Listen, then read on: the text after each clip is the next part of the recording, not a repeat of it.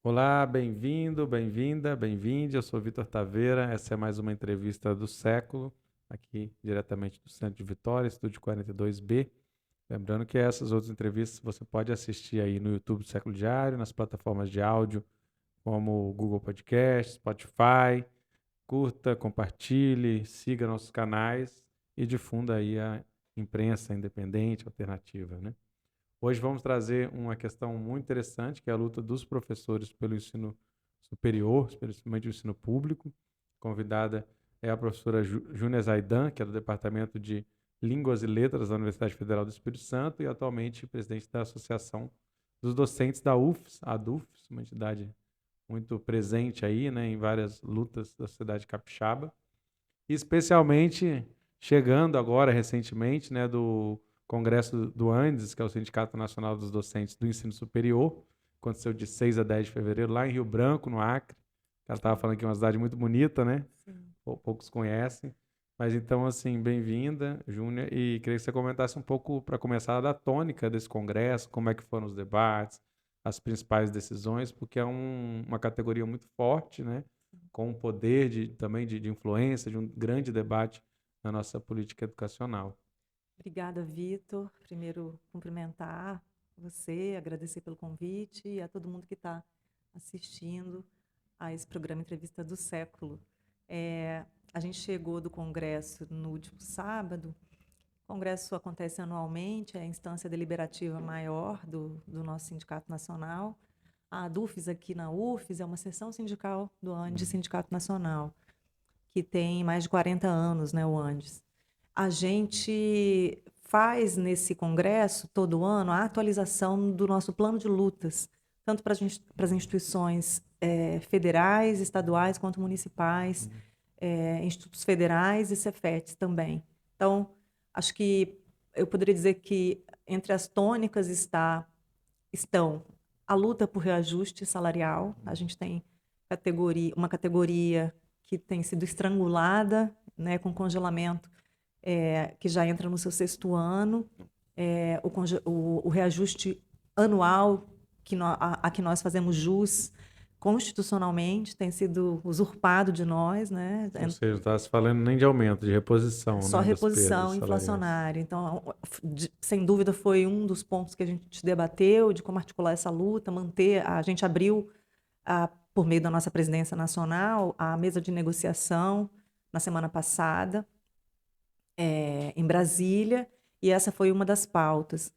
Também, bom, a gente teve um congresso que trouxe chapas para concorrer à eleição, também uma decisão importante a respeito da nossa vinculação ou desvinculação, permanência ou desvinculação da central sindical, e também foi um ponto, a gente se desvinculou da CSP com lutas, mas entre as pautas das nossas bandeiras, né, estão, por exemplo, a luta pela recomposição do orçamento das universidades também, é, e formas de enfrentamento que a gente tem precisado cada vez mais construir coletivamente ao avanço da extrema-direita no país, né? O caso de Aracruz, ele realmente nos dilacerou, não é isolado nem na nossa história, nem Aconteceu neste essa momento. semana uma outra tentativa, né, se eu não me engano, em São Paulo, de um Sim, atentado, né, usando o símbolo nazista. Quer sim, dizer, continua dialogando com os essa mesmos possibilidade, signos, né? né? Sim, de imposição do pensamento único, autoritarismo, intolerância.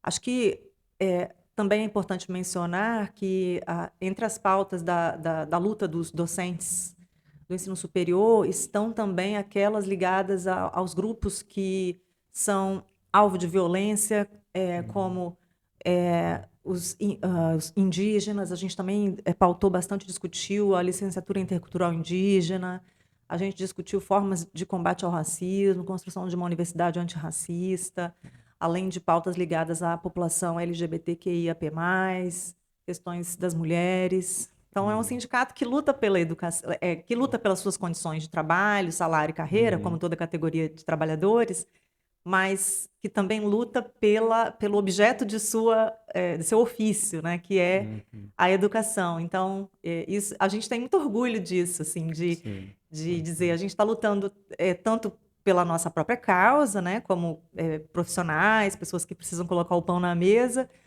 mas a gente amplia essa luta para além do que nos interessa diretamente, né? Eu estava lembrando que a gente falou recentemente também com os pós-graduandos, né? Que eles já estão, acho que já são 10 anos também sem reajuste, uma bolsa que é muito pequena. Então, assim, de alguma maneira, é um ataque à ciência, né? A desvalorização de todos os profissionais que estão ali, né? Realizando a ciência.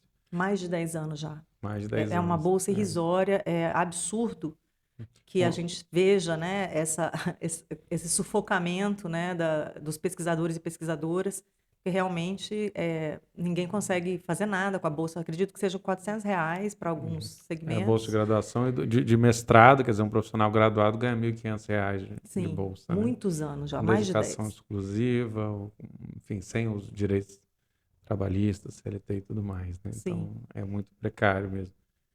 E, assim, em termos dos professores é isso, né? Vai se acumulando essas perdas, né, ao longo do tempo e a carreira vai sendo, né, prejudicada, porque são muitas tarefas, né? Às vezes a pessoa pensa que o professor só dá aula, né? Só, né? Como se fosse pouca coisa, né? Eu uhum, estou reproduzindo discurso, mas assim, sim, existe uma coisa fundamental que eu queria comentar depois, talvez não agora, que é o tripé ensino, pesquisa e extensão, né? A universidade, ela não é como uma faculdade, né? Uma uhum, faculdade que tem uns poucos cursos. Ela tem uma exato. dimensão muito maior e principalmente a educação pública, né? Mas assim, eu queria falar antes, né? Depois a gente entra nesse papo. Fala aqui, por exemplo, que a Andes participou da reinstalação de uma mesa de negociação com o governo federal. Uhum. Quer dizer, aí eu estou falando de. A gente vai falar de futuro também, mas a gente tem que, eu acho que primeiro começar, né, entendendo esse cenário no qual chegamos até agora. De Uhum. fato, é uma mudança. Acredito que, de fato, os governos petistas trouxeram um legado de inclusão, né, na Uhum. universidade pública, principalmente desses outros sujeitos, com várias contradições também nesse processo. Enfim, tudo foi sempre muito questionado. Enfim, é uma coisa a gente pode comentar depois, mas assim, ou havia alguns avanços acontecendo e aí o governo Temer já começa realmente como uma ruptura, como uma quebra que vai se aprofundar no Bolsonaro. Então, eu queria saber, assim, hoje, como é que você vê como estamos nas universidades públicas brasileiras, especialmente as federais? Qual que é esse legado do governo Bolsonaro? Um legado maldito, né? Um desmonte orquestrado por diversas vias, né? Como a gente tem falado, por meio de uma política de terra arrasada, né? Então, não que a gente não estivesse experimentando antes de Temer Uhum. também uma Exato. deterioração do serviço público brasileiro. Mas não há questionamento de quão intensa foi Uhum. a investida, muito se aprofundou e ampliou das formas mais perversas durante o governo Bolsonaro. Então, a gente vai ter, como já dissemos, o congelamento dos salários dos Uhum. professores, né, Os servidores dos também, né? Que são servidores em geral. A gente vai ter, portanto, as condições de vida vão se deteriorando, como eu acabei de falar, vão se erodindo. A gente tem cortes sistemáticos no orçamento das universidades, isso só para não dizer que não tem havido investimento. Quer Uhum. dizer, pelo crescimento da universidade, a gente teria que ter ampliação dos investimentos, Exato. não apenas E a numericamente. gente, a gente observa até, desculpa, uma formação quer dizer, o processo dos governos anteriores, uma formação, aumento da formação, por exemplo, de doutores, que estão se formando com doutorado, com alta qualificação e não estão tendo onde trabalhar, porque praticamente não tem uma expansão, né, por Uhum, meio de novos concursos, só a reposição, né, dos que se aposentam e tal. Então, você gera essa questão que pode gerar até o que eles chamam da fuga de cérebros, né, o pessoal ir para sim. outros países em vez de estar aqui fortalecendo a nossa ciência, né? E também a gente vai ter uma taxa alta de retenção de estudantes que não conseguem Sim. concluir. Aliás, é uma campanha atualmente dentro da Pró-Reitoria de Graduação da Universidade, né, sobre acesso, permanência e conclusão. Como eu estava dizendo, portanto, não basta recompor o orçamento, a gente precisa de Uhum. investimento, a gente precisa de atualização dos nossos equipamentos, a gente Uhum. precisa de reforma dos prédios. Então, é toda uma estrutura que está sendo, de fato, sucateada, virou meio que jargão, né, da militância sindical, sucateamento da Uhum. universidade, mas de fato é um sucateamento, É né? real. Então, como estava dizendo sobre o orçamento, hoje a UFES, trazendo para nossa realidade local, ela opera com metade dos recursos, se a gente comparar com o ano de 2023 com 2015. Nossa. Então, as gestões sucessivamente têm que fazer remanejamento dos recursos. Então, recurso de capital e custeio, né? Capital que seriam aqueles que são ligados à manutenção da estrutura, à renovação dos equipamentos, a investimento, à construção, e de custeio que são ligados às despesas cotidianas, como limpeza, água, luz, internet. Quer dizer, você tem que tirar. E isso tem acontecido na UFES Uhum. rotineiramente. Você retira o dinheiro do custeio, RU, por exemplo, restaurante universitário, e coloca, quer dizer, isso Cobre, né, para o cobrir buraco ali. exatamente, como se você tivesse dentro de um orçamento familiar, sei lá, já tentei falar Uhum. isso em outro momento em entrevista, tirar dinheiro do leite, é, enfim, tirar o dinheiro da natação para pagar o leite. Eu não sei, estou Uhum. falando um exemplo até, né, que muita gente não vai ter acesso nem à Não, mas dá a natação, entender. né? Tem uma coisa que você não pode tirar, né? E que você. Sim.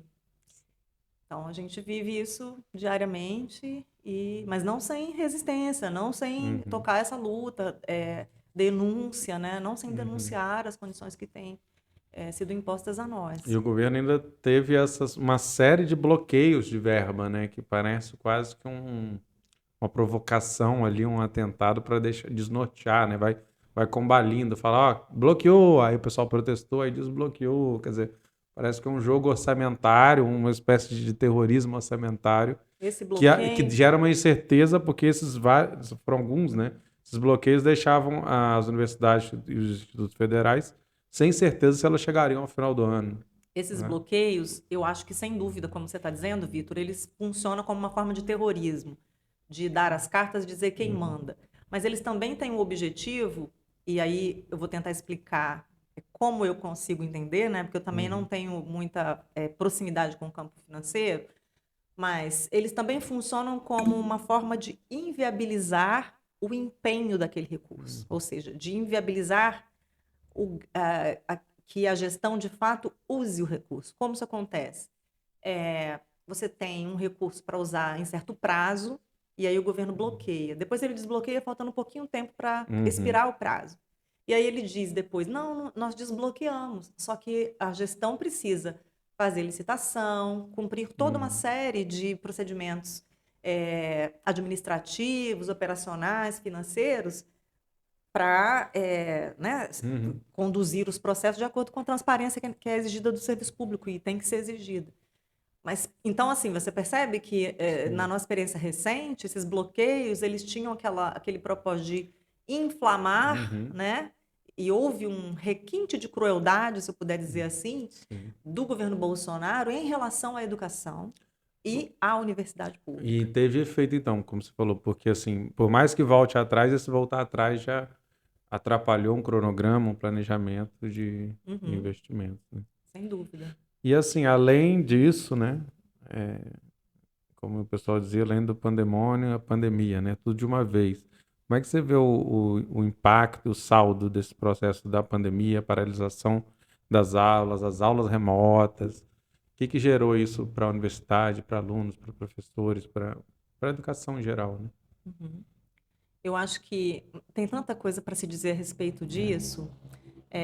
Primeiro, a pandemia, para a categoria docente, a pandemia deixou uma marca, se eu puder dizer, ela enfatizou algo que talvez passasse despercebido, que é a natureza da nossa atividade Uhum, é insalubre. Essa é uma discussão que a gente teve no Sindicato uhum, Nacional, acho que foi em setembro ou outubro do ano passado. Houve, portanto, uma taxa de adoecimento em vários níveis, dependendo uhum, do estado, claro. dependendo da própria instituição, dependendo de como cada gestão conduziu o processo da pandemia, né?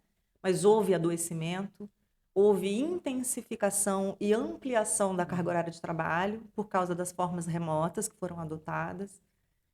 Houve evasão de estudantes, houve retenção ainda maior, houve adoecimento discente também de servidores técnicos. A gente tem uma série de consequências que estamos enfrentando até hoje. Mas eu gostaria de chamar a atenção para uma delas, que é a abertura da porteira para tentativas investidas de implementação de formas não presenciais de ensino. Quer dizer, se com a pandemia, em certa medida, todas as instituições experimentaram formas não presenciais, é como se o pós-pandemia deixasse uma validação, uma autorização para a gente continuar fazendo educação não presencial. E essa é uma das maiores bandeiras de luta do nosso sindicato neste momento, dentro da UFES, da própria ADUFES, um posicionamento firme contra a portaria que está sendo discutida na UFES neste momento, que autoriza a implementação de até 40% de EAD nos cursos presenciais, e também contra um projeto de plataformização da educação chamado Reúne Digital, lançado por Bolsonaro em maio do ano passado. E por que vocês são contra esse processo de avanço da educação à distância? A gente está falando, é importante que se distinga essa discussão, como ela tem sido tocada no âmbito do Andes e da ADUFES, que a gente tá defendendo os cursos presenciais da investida de EADização. Você não está expandindo, porque o EAD já existe com bastante força, né? Tem um número expressivo de alunos em condições específicas, mas assim, você não está falando de expandir, de criar novas, mas de, inclusive, permitir que das atuais vagas presenciais virem... A gente levanta a presencialidade como um valor inegociável. A presencialidade no ensino tem relação direta com a qualidade da educação, com uma formação humanista, com uma formação crítica, que dê ao estudante, que traga esse estudante para a convivência na coletividade, para o encontro com o outro, que é classe trabalhadora também. Então, a gente tem uma série de princípios dos quais a gente não abre mão em relação à presencialidade. Então, é isso que está sob ataque, porque o que aconteceu durante a pandemia, Vitor? Muitas empresas de educação, acho que até uma designação melhor do que dizer que são escolas ou instituições de ensino, são empresas, né, que exploram o campo da educação, que não deveria ser explorado pelo setor privado, ao meu ver, deveria ser garantido o Estado para todo e qualquer brasileiro.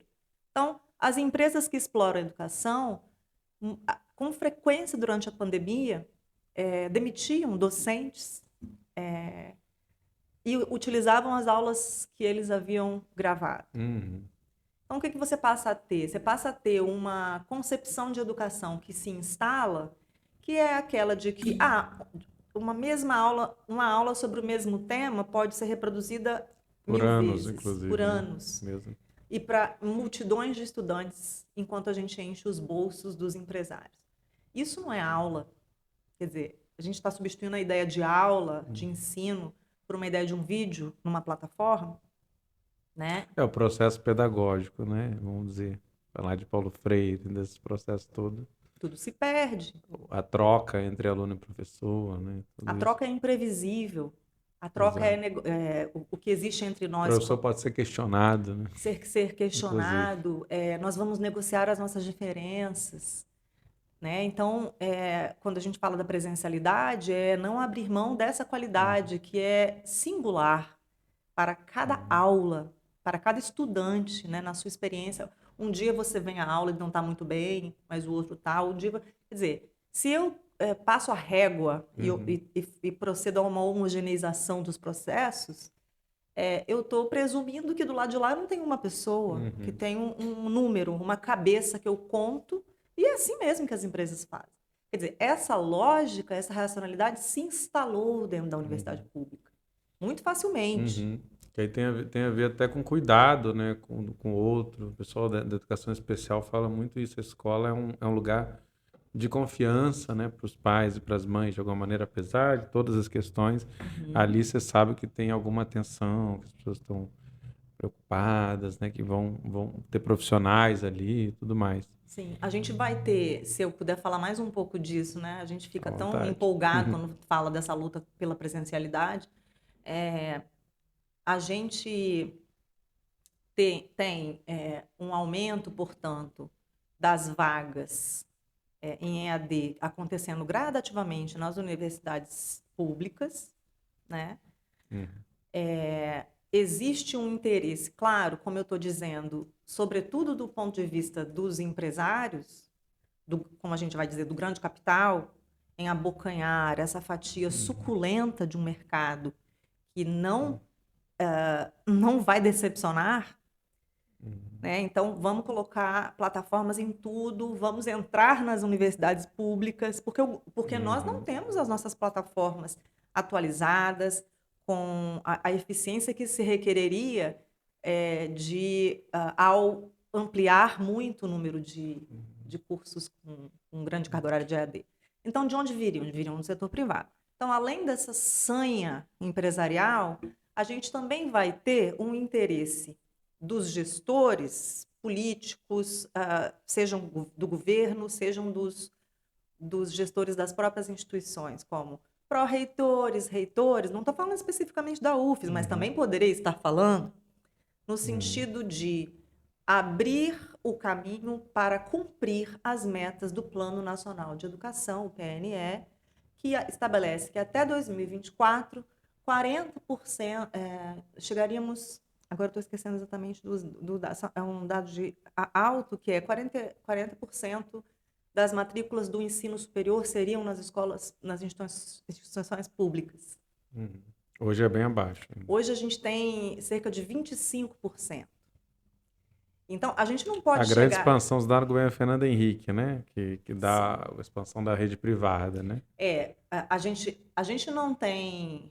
Bom, vamos lá. Hoje a gente tem cerca de 75% dos estudantes, quase 9 milhões de estudantes no ensino superior na rede privada.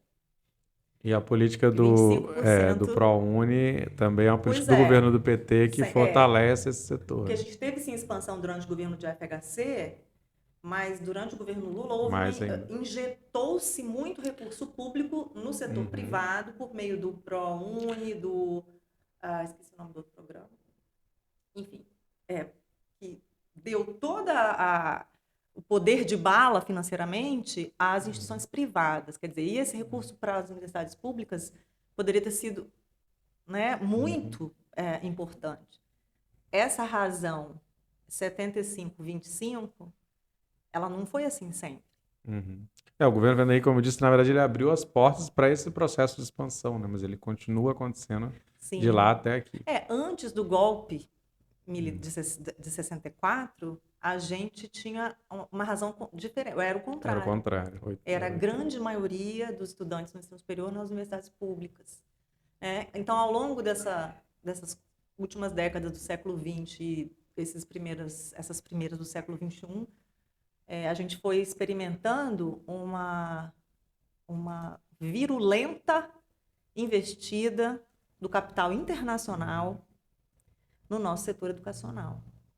São os organismos internacionais, e eu vou dizer FMI, o Banco Mundial, a OMC, que têm diretrizes, são combos de medidas que eles estabeleceram desde 89, o Consenso de Washington, que deveriam ser implementadas nos países de capitalismo periférico.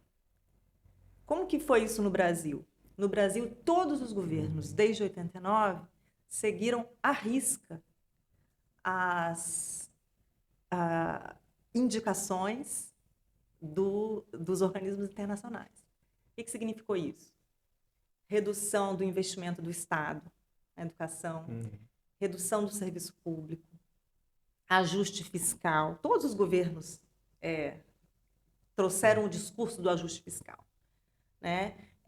A retirada do Estado, aí eu estou falando em geral, né, mas talvez pudesse lembrar, né, de alguns detalhes específicos da educação, mas a retirada gradativa do Estado das Uhum. áreas das políticas sociais, da saúde, da educação, e a entrada do setor privado. Então, essas medidas todas foram impostas aos países periféricos do Uhum. mundo, e o que a gente não viu no Brasil foi uma resistência efetiva no sentido de deter.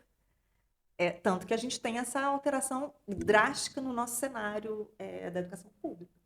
Exatamente.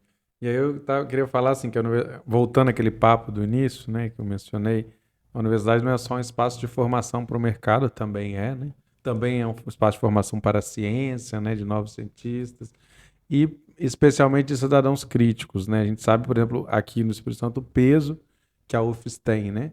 A Sim. universidade, ela ocupa um papel, inclusive, assim, ali naquela região, Jardim da Penha, Goiabeiras, né? Uma influência que você vê que nas férias muda o Sim. bairro porque é uma população muito grande, né?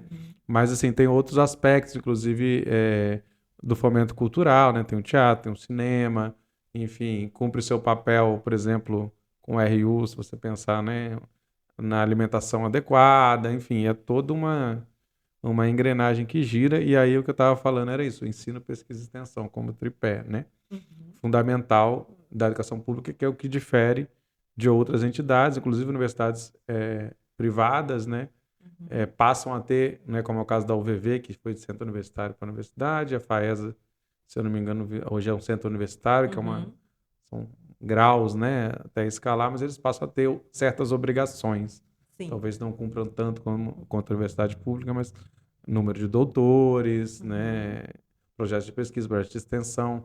E a extensão é justamente a conexão com a comunidade, que é algo que as universidades costumam agir muito, embora às vezes não tenha tanta visibilidade, às vezes não é Uhum. valorizado dentro da própria estrutura, né? Sempre foi visto como um pouco com um patinho feio, né? Não tão Sim. valorizado, mas que ultimamente, pelo que eu soube, tem alguns avanços nesse sentido, né? De fortalecer mais a extensão, que é a relação com a comunidade, e tem também a pesquisa, que é um outro aspecto complexo, né? Tipo, de grande qualidade que a gente tem de cientistas no Brasil, etc. e tal, que muitas Uhum. vezes são professores, mas também estão atuando ali na pesquisa, também estão na extensão. Os alunos, né, em formação, que também estão atuando nesses campos. Então, assim, é uma complexidade. Como é que anda, assim, você vê esse processo hoje da Universidade Brasileira, especialmente da UF? O tripé ensino, pesquisa e extensão está sob ataque há muitos anos. É justamente a possibilidade de você pensar a sociedade em sua complexidade, em sua diversidade, pluralidade, que a indissociabilidade da pesquisa, Uhum. ensino e extensão proporciona ao estudante. Daí, se eu puder voltar no assunto das plataformas, não ser Sim, possível uma educação de qualidade se a gente exato. não pensa na presencialidade como um valor inegociável.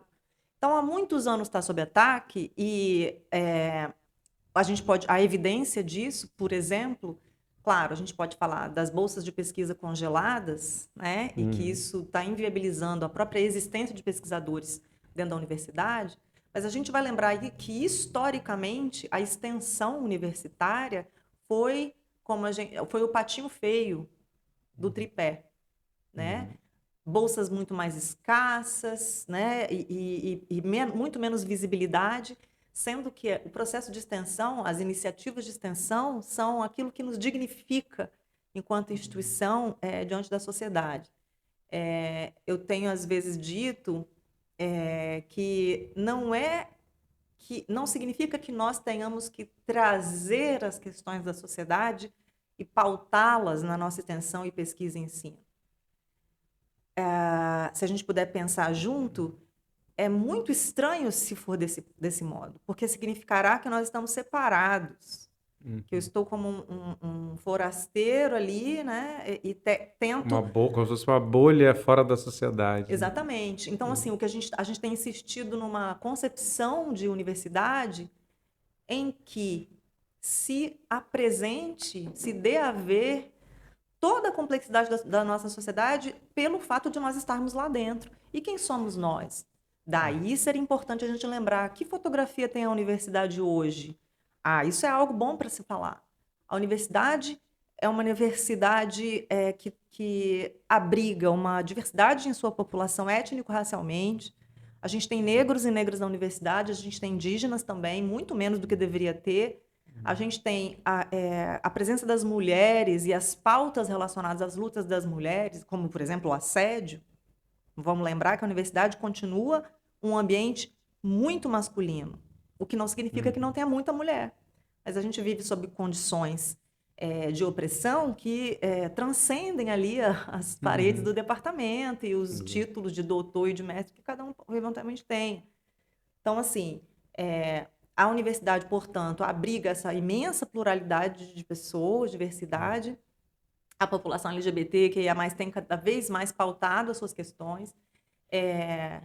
E isso, naturalmente, expõe na nossa convivência cotidiana, naquilo que a gente quer comentar quando vai discutir texto na sala de aula, naquilo que me interessa pesquisar como uma estudante de iniciação científica, no projeto que eu vou propor como técnica.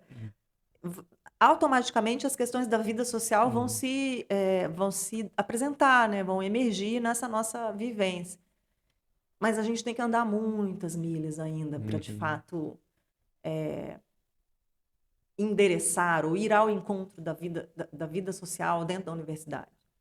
Daquilo que a sociedade reclama mesmo, né? E eu acho que tem uma relação direta, por exemplo, e aí eu vou falar isso, um monte de gente vai querer fazer as suas críticas e poderemos sempre conversar. A concepção que as universidades brasileiras hoje têm sobre internacionalização, que é um tema muito caro, a pós-graduação, é uma concepção subdesenvolvida. Colonial, né? Colonial, O colonizada. Ciência Sem Fronteira é um reflexo disso, né? Sem Você vai dúvida. aprender na Europa, nos Estados Unidos, no Japão. Então, assim, é muito assunto para a gente... claro, né, a gente que tá... Eu estou dentro da universidade, vai fazer 18 anos, né? Eu tenho um amor imenso por essa instituição, pela minha condição de servidora pública, né? A gente fala, critica, mas a gente não quer que ninguém fale mal da nossa universidade. É muito engraçado para essa família, né? Mas, assim, brincadeira à parte, quando eu digo é muito assunto, assim, não faltam lutas para a gente encampar, né? E por isso que estar no sindicato é uma experiência muito fecunda para nós, porque a gente consegue ali arregimentar a força, né, da própria categoria, dos movimentos populares com os quais a gente sempre interage, dos outros segmentos de estudantes, de servidores técnicos, e a gente tem tocado as lutas, né? Como é que você vê hoje a oferta de ensino superior público no Espírito Santo? Você acha que precisa de extensão? E você acha que, se sim, de que maneira tem como expandir a UFES? A Universidade Estadual é viável? Os IFES são uma alternativa? Como é que você vê isso, a oferta que existe hoje aqui no Estado? A gente precisa ampliar a oferta e a gente precisa que as trabalhadoras e trabalhadores que chegam à idade para cursar o nível superior, sejam aqueles jovens ou seja qualquer pessoa em qualquer idade, tenham condições de estudar. Então, com a taxa altíssima de desemprego que a gente tem, com as condições de vida muito precarizadas, estudar se torna um luxo, como se fosse um luxo. Então, primeiro, não tem como separar uma avaliação sobre ampliação das vagas dessas outras questões que dizem respeito ao emprego, às condições de vida e a quem acessa esse ensino superior. Então, quando eu falo, precisamos ampliar a oferta no ensino superior nos institutos federais, que são instituições parceiras, irmãs nossas, nem gosto da palavra parceira, mas que estão juntos ali tocando a luta, né?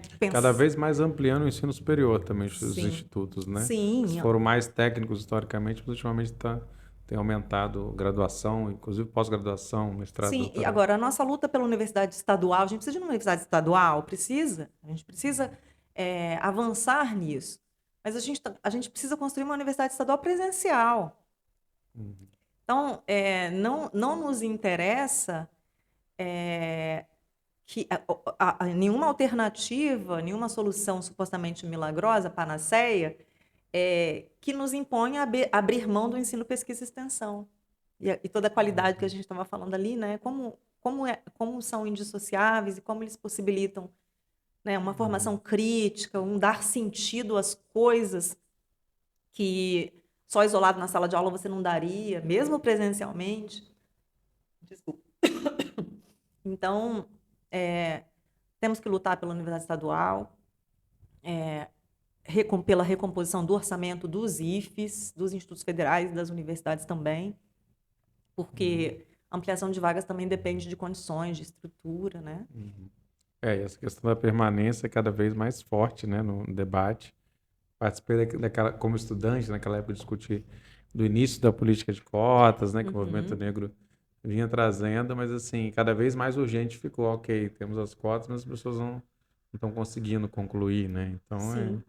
são questões, inclusive, como você falou, assim, que estruturais, né, da sociedade, não é Sim. só um problema que se resolve ali dentro da universidade. Pode sim, mas também tem que criar outras questões. Aí eu queria perguntar um pouco mais sobre a UFES especificamente, né, que você vivencia tanto, né?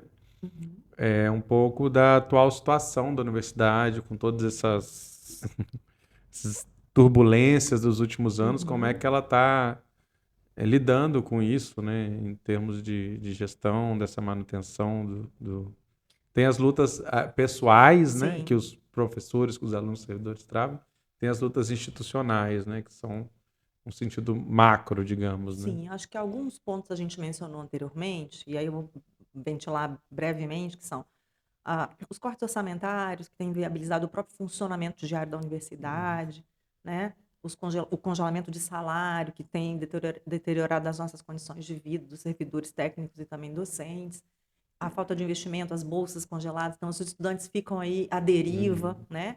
E aí, do que eu não mencionei, por exemplo, política de assistência é muito incipiente, muito precária, muito insuficiente.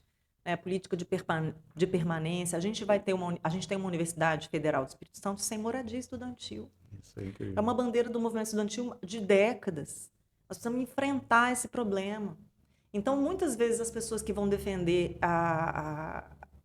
o aumento de EAD nos cursos presenciais vai dizer, porque aí ele pode ficar lá da casa dele. Então, ao invés de tocar a luta por moradia estudantil, por um RU com maior qualidade, que Ela tem também até um piorou. auxílio moradia, né, que assim, antes não existia nada, agora tem um auxílio moradia, mas que ele, por exemplo, não é suficiente para você Exatamente. viver, pagar um aluguel ali de Jardim da Penha, De por jeito exemplo. nenhum, nem no entorno. Nem no entorno. Né? Então, a gente vai abrir mão, a gente vai preterir a luta por uma universidade melhor e cair na solução fácil, mas é uma grande ilusão, né? Então, a gente vai ter essas questões dos estudantes. Claro que eu estou fazendo um resumo aqui. Eu estou tendo um leve pigarro. Desculpa. Em relação à UFES, como que está a situação hoje? Então, alguns pontos a gente levanta anteriormente, como congelamento de bolsas de estudantes, de pesquisadores, bolsas em geral, congelamento de salário, cortes orçamentários que têm inviabilizado o funcionamento mesmo da universidade. Eu acho que é importante mencionar, acrescentando essa lista, né? Claro, como eu vejo a universidade, estou levantando os problemas, né? Nós acabamos de sair de 4 anos de um governo que se dedicou diariamente a destruir os serviços públicos e estamos vivos, né? Então, por exemplo, a gente vai ter uma política de assistência estudantil, política de permanência, que são muito precárias, são insuficientes. A gente fala de uma universidade que não tem sequer moradia estudantil. É uma bandeira de luta de décadas do movimento estudantil da UFES.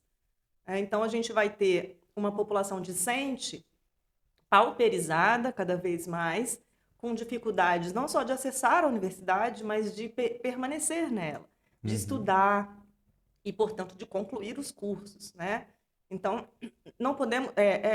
o estudante o que a gente tem mais de precioso, de mais valoroso. Então, a gente precisa dar atenção e fortalecer essa luta.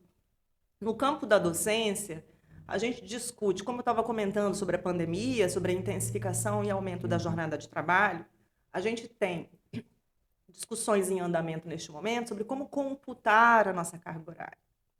Então, é uma luta que a gente enfrenta institucionalmente, um debate que já vem há alguns anos, a ADUFES tem contribuído, levantado questões, reivindicado, apontado as contradições daquilo que a UFES pratica, mas uma grande parte dos docentes da UFES trabalha uma quantidade de horas que não pode colocar no papel.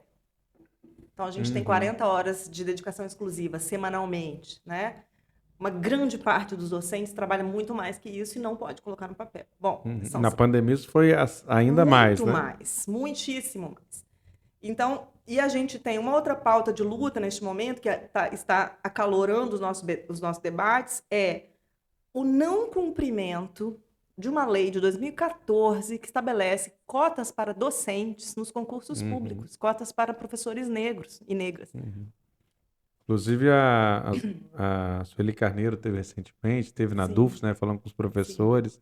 Ainda é uma luta, quer dizer, que está começando, né? Sim, está dessa começando. inclusão. E essa lei, ela foi feita com um prazo de validade de 10 anos. Ela expira ano que vem, em 2024. Então, a gente está perguntando para a UFES quais são as conclusões dos trabalhos de uma comissão que foi constituída em setembro de 2022, apenas. Portanto, quantos anos depois que a lei já tinha sido promulgada? 6 anos. É uma comissão que tem várias pessoas em sua constituição, todas ligadas à administração central da UFES. Uma dessas pessoas é o professor querido, respeitadíssimo Gustavo Ford. Quer dizer, e aí? O que a comissão fez? O que ela já decidiu? Que encaminhamentos ela está dando? Nós precisamos implementar antes que se expire o prazo. Muitas universidades brasileiras já implementaram as cotas. Cadê os professores pretos e pretas da nossa universidade? E indígenas também? Então, talvez esse caso possa ser considerado, esse caso da lei não cumprida, diante de uma pauta tão fundamental para uma universidade que se queira popular, que é a pauta antirracista, pode ser emblemática de algumas das formas de funcionamento da nossa querida e amada Universidade Federal do Espírito Santo, pela qual a gente continua lutando, mas que ela apresenta tantas contradições internas, tanta morosidade para algumas coisas e aceleração para outras. Então, neste momento, essa é uma das muitas pautas que circulam entre nós. Pautas que são da sociedade como um todo também, né? E aí a gente teve eleições durante a pandemia, né, para a reitoria. Eu queria perguntar um pouco dessa política interna ali. Inclusive, assim, tem um orçamento maior que muitos municípios capixabas, né? Não é pouca coisa, né? Fora essa influência que a gente já mencionou e essa importância social.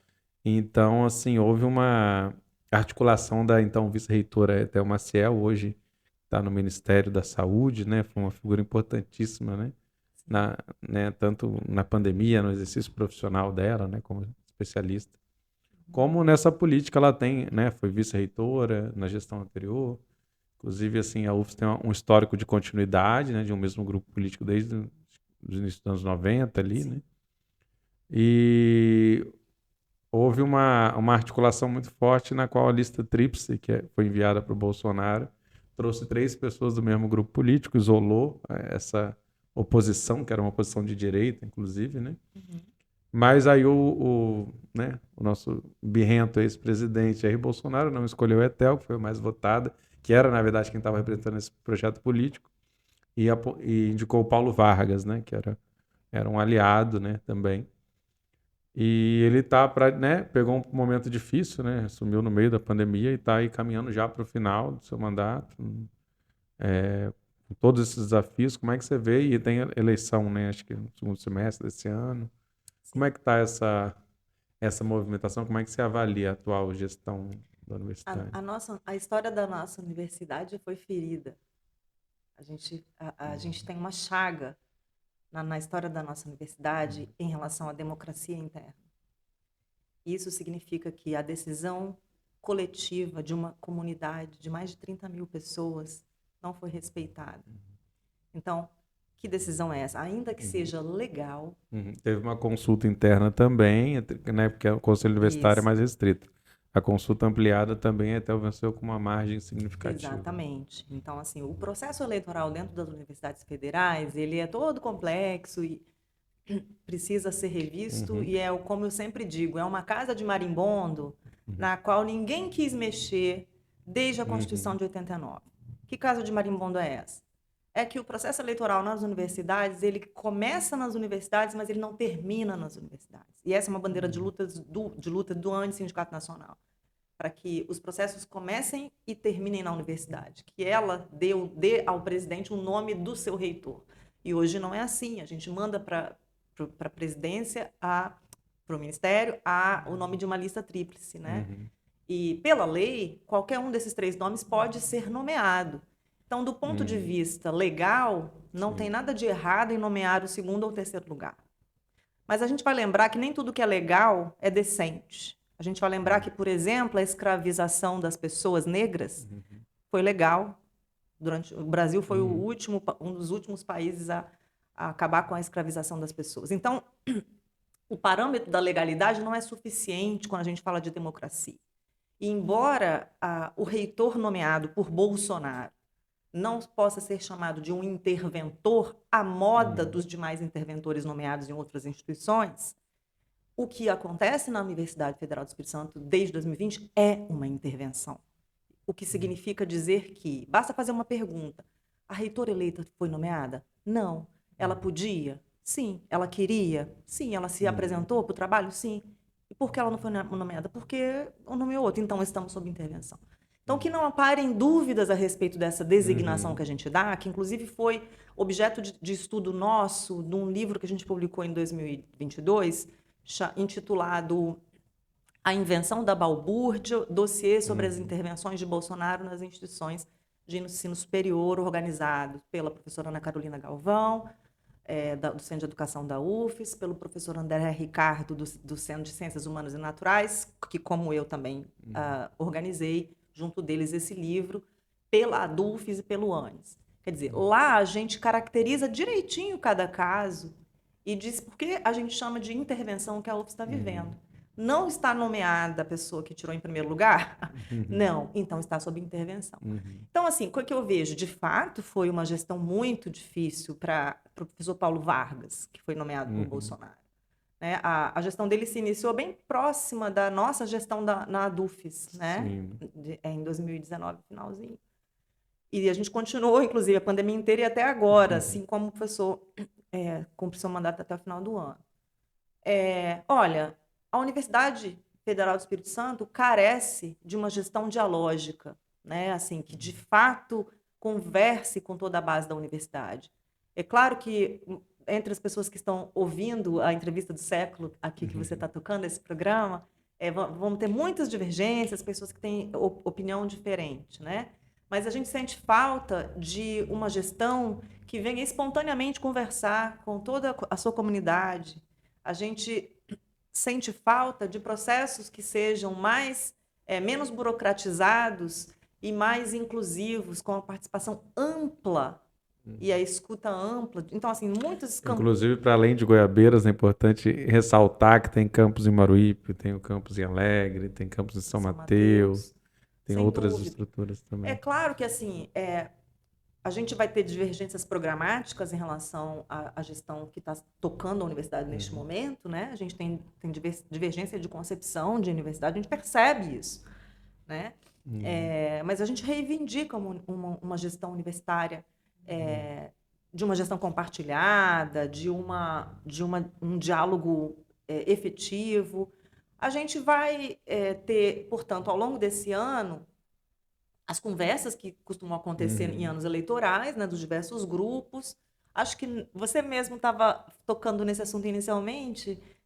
A gente teve uma vitória em 2019, quando a gente conseguiu deter a extrema-direita dentro da UFES. Né? A gente teve candidatura de extrema-direita dentro de uma universidade. Que alegria a gente ter conseguido deter essa força. Pouquíssimo votada, né? Isso, com uma inexpressiva votação, o que não significa que não haja focos em vários setores da universidade. Porque se tivesse ido para a lista tríplice, não faltava, né? Na verdade, essa extrema-direita ficou longe, mas o outro setor, mais à direita também, se tivesse ido para a lista tríplice, teria sido nomeada. Né? E aí, hoje ela estaria, né? Então a ação política que houve, né, foi uma movimentação para blindar esse grupo, A que fala de teve sucesso. um dos ministros de Bolsonaro, eu não vou me lembrar o nome, porque foram muitos, mas a fala de um deles Muitos sobre, e muito ruins, inclusive. sim, de que a universidade é para poucos, ela Uhum. encontra eco dentro da Sim. nossa universidade. Uhum. Uma Eu já vi concepção isso. elitista de universidade. A gente tem docentes ocupando conselhos que falam que não existe racismo na universidade. Então, agora, nós também não temos ilusão e nem podemos ter de que a gente vive num espaço universitário, quer dizer, um universo Uhum. imenso de posições, projetos, em que as pessoas vivem harmoniosamente. Não, ali é um espaço de disputa de projetos de uma universidade elitista, não só uma universidade elitista contra uma universidade popular, uma universidade antirracista e uma universidade branca. Quer dizer, todos eles continuam de pé, a despeito da legislação que colocou comunidade surda dentro da UFES e uma legislação e vagas para concurso para que a gente... Uhum. E está há anos-luz de serem as condições ideais para a comunidade surda e para os docentes e servidores que atuam como intérprete de Libras, além de acessibilidade em todas as outras áreas. A gente tem, quer dizer, a despeito de uma legislação e de uma alteração na nossa vida universitária que trouxe comunidade surda, que ampliou a presença dos negros e negras, que dá visibilidade às denúncias que as mulheres fazem, quer dizer, a despeito de tudo isso, a gente continua tendo todos os contradiscursos violentos, impositivos, de pensamento único, vigentes e disputando. Sim, inclusive professores influentes lá no bolsonarismo, né, ocupando inclusive postos no governo, professores da UFES, né? E assim, mas aí a grande pergunta também, né, uma das perguntas do momento, quais as expectativas em relação ao governo Lula? Quais são as principais pautas colocadas? O que que a gente pode esperar, né, dessa configuração do ministério que traz aí à frente o Camilo Santana, né, ex-governador do Ceará, que representa também um modelo, né, de educação, principalmente de educação básica. Como é que você vê essa conjuntura no governo Lula? A derrota de Bolsonaro nas urnas significou para nós um respiro, sem dúvida, uma injeção de ânimo, um horizonte menos estarrecedor, né? Portanto, dizer isso significa dizer que eleger Lula foi esse respiro.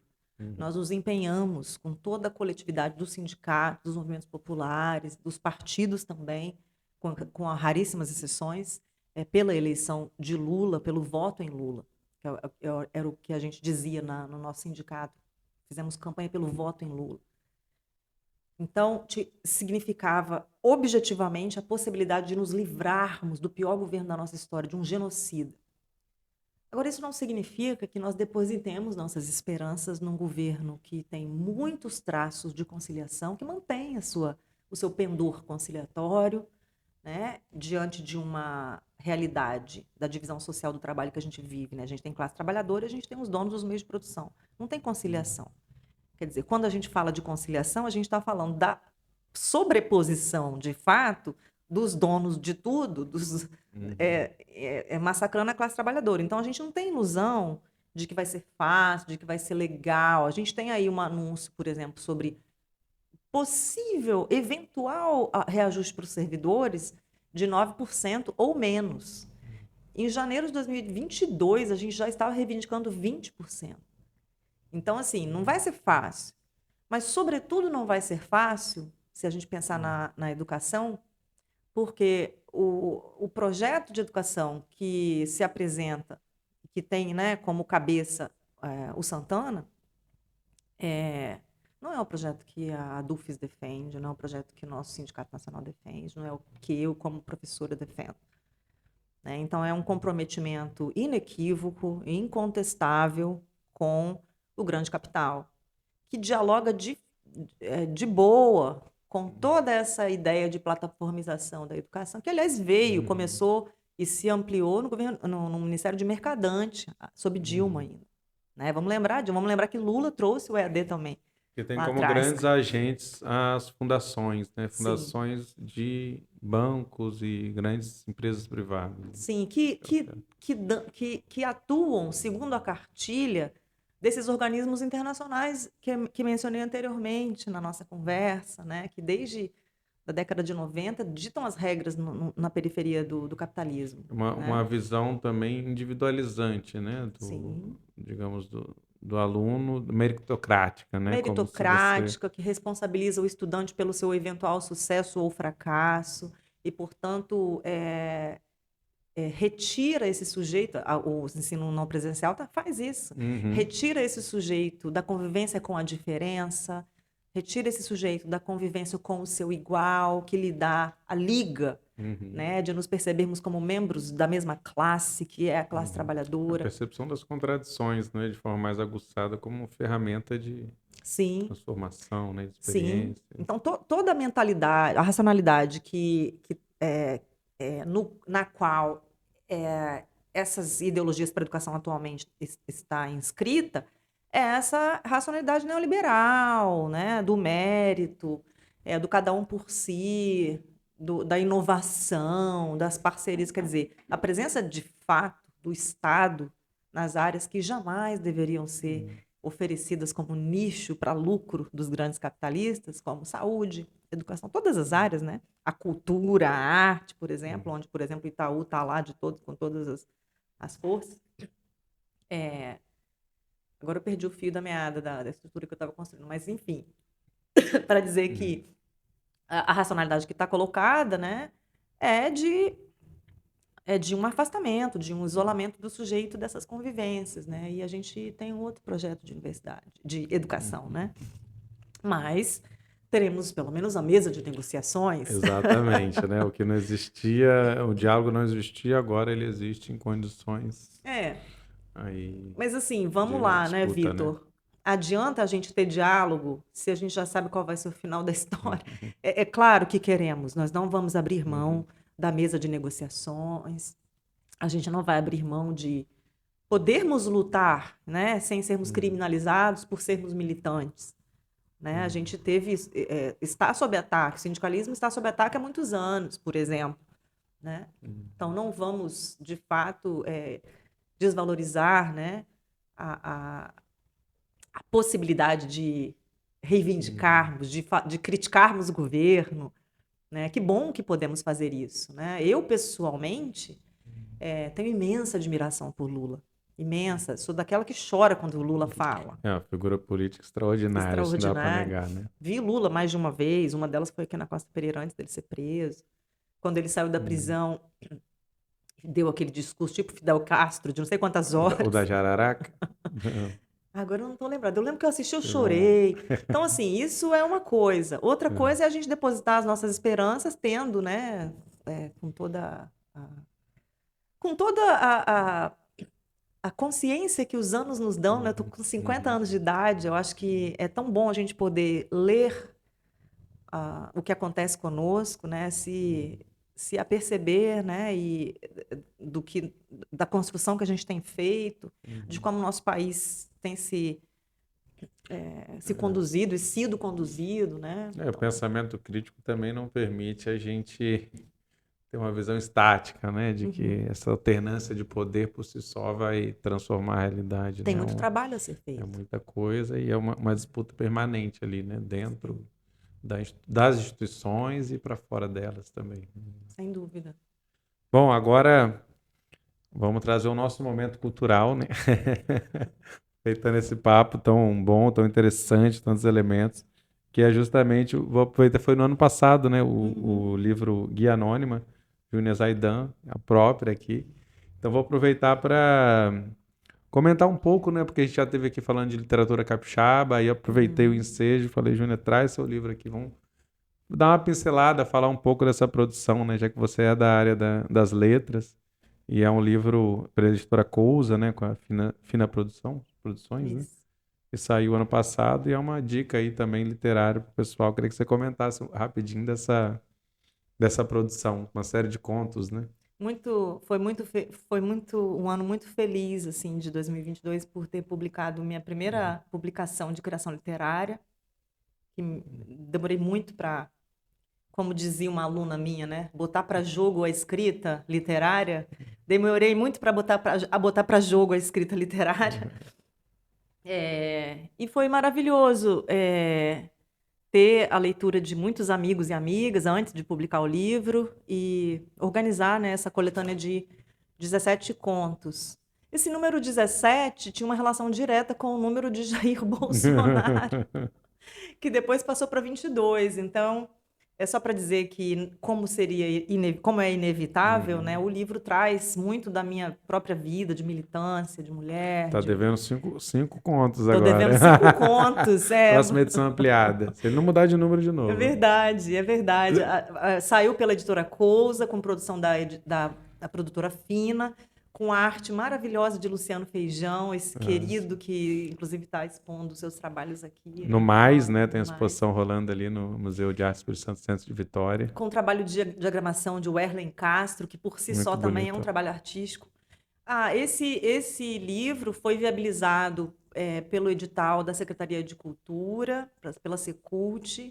Ele foi contemplado com um prêmio em 2021. Eu inscrevi esse trabalho no edital da Rubem Braga, só que demorou um pouco, aí eu reinscrevi no da Secult, mas ele ganhou o prêmio nos dois, mas foi executado somente com um, porque não pode, né? Sim.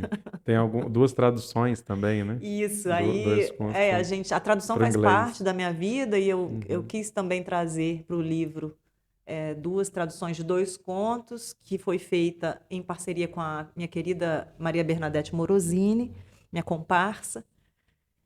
E tá aí, se você quiser adquirir o livro, você tem no catálogo da Cousa, na internet, vai no meu Instagram, que também tem um link para o Beacons, lá onde eu também disponibilizo. Vou lembrar também que a Invenção da Balbúrdia, o livro que você comentou, né, sobre a educação superior, está disponível no site da DUFS, né, gratuitamente. Então a gente vai colocar também os links na descrição aí do podcast, do YouTube, para a galera acessar, né, tanto a literatura como essa escrita mais crítica aí sobre educação. E é isso, obrigado, Júnior, pelo papo, né? Júnior aí professora da UFES, atual presidenta da ADUFES, da Associação dos Professores. E essa foi mais uma entrevista do século, com a apresentação de Vitor Taveira, apoio técnico aqui de trás do Cauã Elmer, o invisível, que vocês não veem, mas está sempre aqui trabalhando. Então, a gente volta em breve aí com mais temas importantes para a gente pensar o Espírito Santo. Acho que a educação é educação pública, educação superior. E aí, você que vai ficar com saudade, não vai aguentar o próximo episódio, já entra todo dia, seculodiario.com.br. Tem notícias diárias, análises, informações, sempre com a perspectiva crítica, né, que o jornal traz. Então é isso, compartilhe também e fortaleça a nossa imprensa independente. Até mais. Obrigada. Tamo na luta. Valeu.